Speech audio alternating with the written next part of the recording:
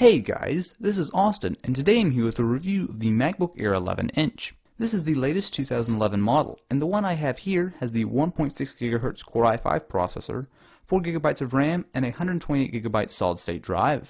Take a look around the Air, and you'll see it is unlike most other laptops, with a razor-thin design and tiny footprint. What I found most impressive is just how usable the 11-inch Air is. It features a full-size keyboard, impressively large trackpad, and bright 11.6-inch screen. Inside, you'll find a new dual-core Intel Core i5, clocked at 1.6 GHz.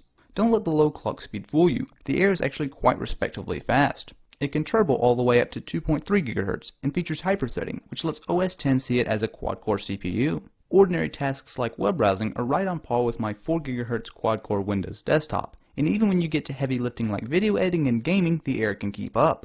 I work with video all day, and while I still go to my editing rig most of the time, I've used the Air to edit some high-definition videos, and have been quite impressed with how well it handles it. You probably won't want to spend your days editing in Final Cut with this, but it certainly will work in a pinch. Gaming performance is a bit less impressive, but certainly doable. Even newer titles like StarCraft 2 can run without a problem as long as you don't mind turning the graphics down. The secret sauce behind this performance in a laptop that's largely thinner than the iPhone comes down to a few key components. The ultra-low voltage Core i5 is a big part, as are the integrated HD 3000 graphics. However, the real kicker as to why the Air is so snappy is the solid-state drive. If you aren't familiar with what a SSD is, I'll be brief. Most computers use a spinning hard drive, which while typically gives you more hard drive space, are just flat out slow. A solid-state drive is just a collection of chips, which not only are vastly faster, but are also less prone to being destroyed by something like dropping your laptop. Tech jargon aside, this makes the Air absolutely snappy. It boots and wakes up from sleep in seconds, and applications load in a fraction of the time that a normal laptop would take.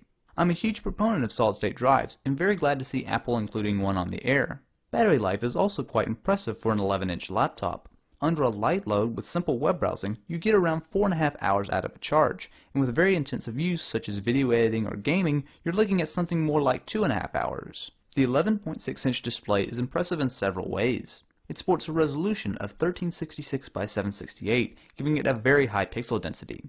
Text and graphics really pop, and in addition, the brightness and clarity on the panel are good. The keyboard is the exact same size and layout as on the MacBook Pro. It's among the best laptop keyboards I've used, with decent throw and nice spacing. New with the 2011 model is backlighting, which is adjusted with the F5 and F6 keys, and makes using the Air in darker places much easier.